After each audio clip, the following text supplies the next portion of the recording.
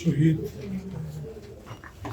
ইউসুফের মায়ের আমরা বক্তব্য এখানে শুনলাম। আল্লাহ তাকে বেহেশত নসিব করুক।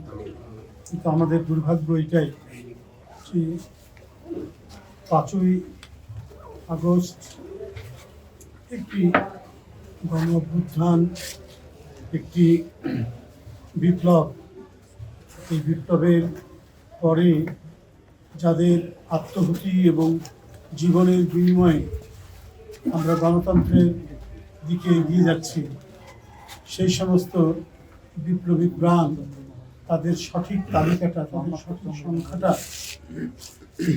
কেউ করতে পারেননি। বিশেষ করে যদি শহীদদেরকে, যে 16-17 বছর নির্মম যাতাকলে গণতন্ত্র পিষ্ট হয়েছে, গণতন্ত্রের জন্য যারা লড়াই করেছেন তারা পিষ্ট হয়েছেন, এবং গণতন্ত্রের লড়াইয়ের যিনি প্রধান সিপাহসালার দেশনেত্রী বেগম খালেদা জিয়া, তিনি লাঞ্ছিত হয়েছেন, অত্যাচারিত হয়েছেন, নিপীড়িত হয়েছেন। তাকে কোনো তার চিকিৎসা দেওয়া হয়, তাকে উন্নত চিকিৎসার মাধ্যমে সুস্থ হওয়ার কোনো সুযোগ দেওয়া। তাহলে এই যে এত আত্মদান, এই যে এত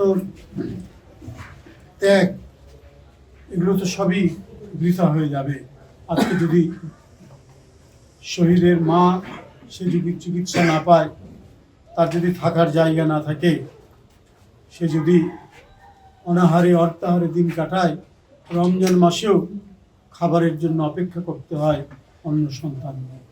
এ বড় বেদনার, এ বড় দুঃখের, এ বড় করুণ কাহিনী আমি আজকে যে এখানে শুনলাম। আমি এই ঘটনা আমাদের প্রধানমন্ত্রী শুনেছেন এবং তড়িৎ গতিতে ব্যবস্থা নেওয়ার জন্য, পরিবারের সাথে দেখা করানোর জন্য তিনি আমরা বিএনপি পরিবারকে পাঠিয়েছেন।